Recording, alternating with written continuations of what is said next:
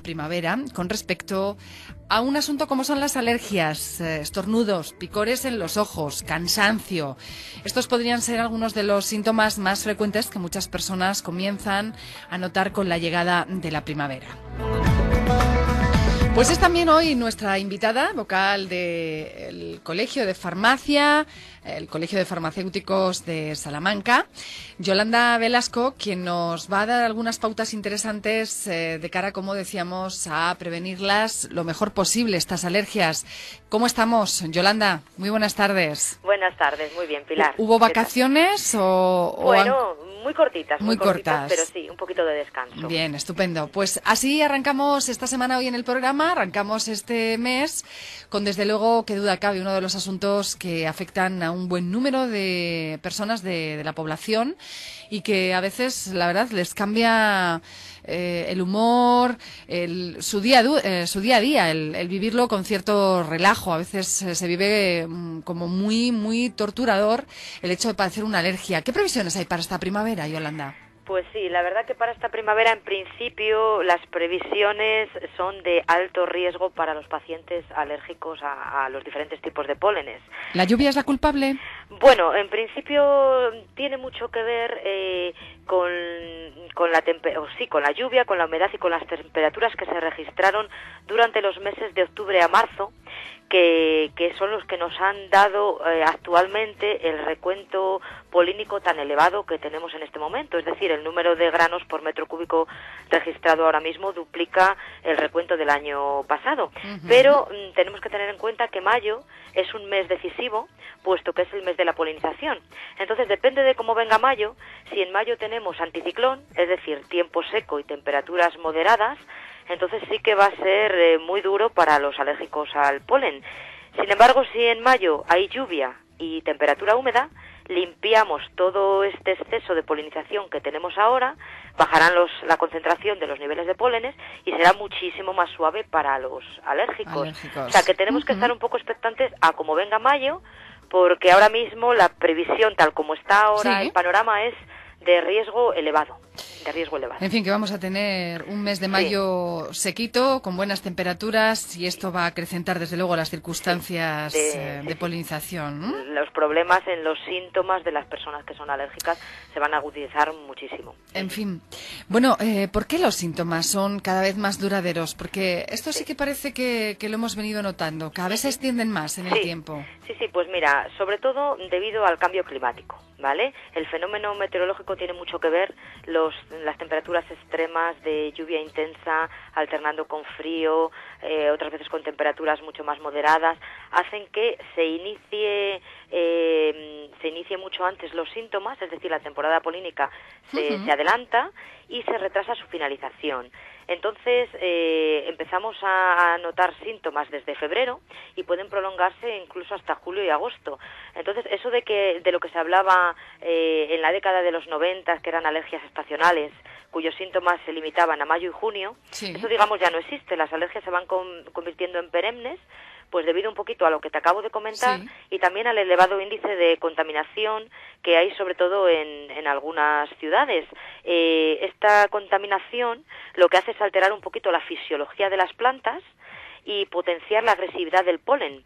Entonces, estos pólenes sobre todo son más agresivos en las ciudades. Digamos que en zonas rurales se suaviza el tema porque no hay la contaminación que existe en estas ciudades. En las capitales, en muchos casos en las grandes capitales. Exacto, en las grandes capitales. Y luego también, pues porque estos pólenes, digamos, también viajan, es decir, que van de unas zonas a otras, hablando de la geografía española. Entonces ya no solamente hablábamos del polen de gramíneas, sino también del polen de las cupresáceas, que están presentes de enero a marzo, del plátano de sombra, sobre todo en las grandes ciudades, que bueno, ya estamos en las fechas en las que toca, y también, por ejemplo, del olivo, que aunque se da en Andalucía y en Extremadura, pero si hay fuertes vientos y fuertes tormentas, estos pólenes se trasladan y pueden aparecer personas alérgicas a ello, pues en Madrid, en Toledo, en un unos meses en los que todavía no se haya iniciado la polinización en Madrid y en Toledo, por ejemplo. Emigran, viajan, ¿verdad? Exacto, viajan, exacto. ¿Cómo ayudan, por cierto, a las personas alérgicas al polen las nuevas aplicaciones tecnológicas? Pues sí, mira, esto es muy interesante porque estas aplicaciones empezaron a desarrollarse, a lanzarse el año pasado. Y bueno, se van perfeccionando y este año tenemos alguna novedad. Bueno, en principio decirte que todo el mundo puede consultar la página www.polenes.com, que se actualiza diariamente, y ahí está la concentración de polen diaria de los meses de abril a junio, y luego se actualiza semanalmente el resto del año.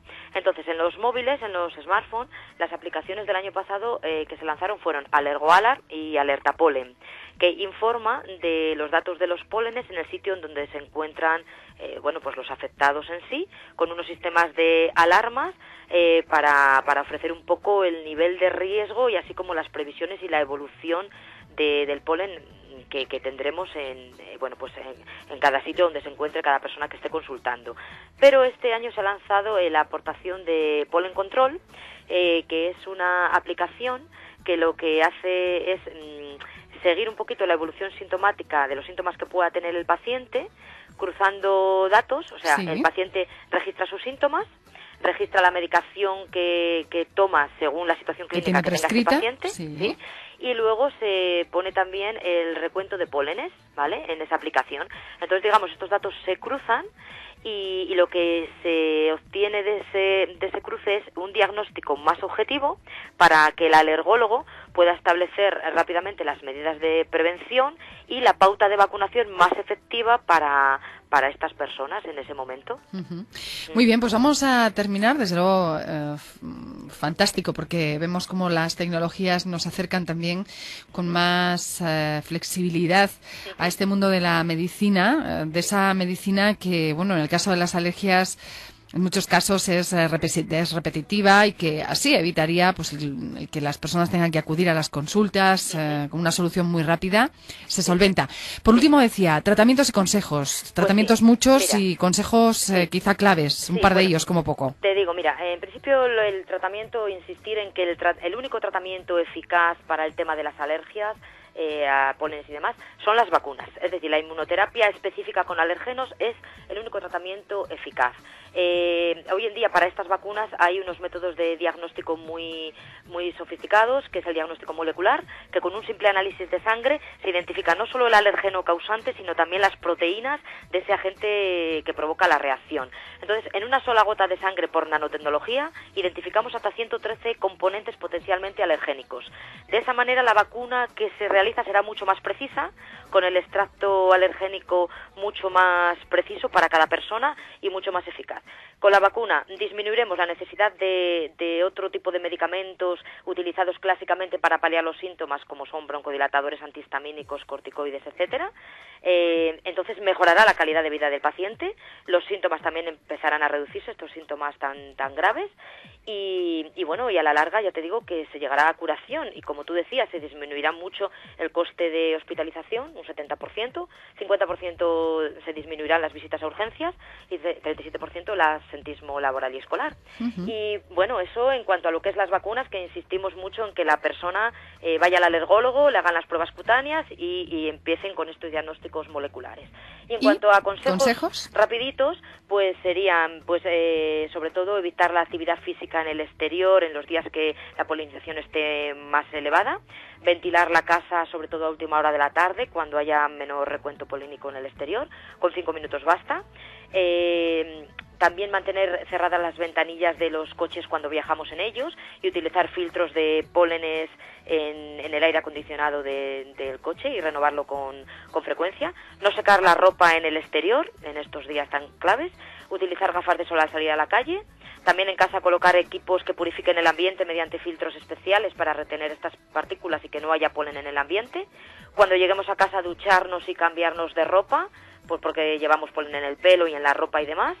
Y luego, pues también, si vamos de vacaciones, evitar ir a lugares que en ese momento tengan el recuento polínico elevado y bueno, pues un poquito esto. Pues desde luego que tenemos soluciones, bastantes soluciones que se pueden poner de nuestro lado para que en principio, como nos decía hoy la vocal del Colegio de Farmacéuticos, Yolanda Velasco, bueno, que tengamos una primavera con previsiones de alergia que va a ser un poco durita, pero en fin, esperemos a lo que dicen los acontecimientos, porque luego esto de las previsiones meteorológicas en cualquier momento puede dar el giro. Puede dar un giro. Esperemos sobre todo a mayo. A mayo, ¿verdad? Si en mayo la lluvia nos limpia el ambiente, estupendo. Fenomenal, será todo más suave. Pero como mayo sea caluroso y seco, pues tendremos que tomar buena parte de esos consejos con los que hemos finalizado hoy nuestro espacio de nutrición y salud. Muchísimas gracias, Yolanda Velasco, por acompañarnos. Buena semana. Gracias, igualmente. Hasta pronto.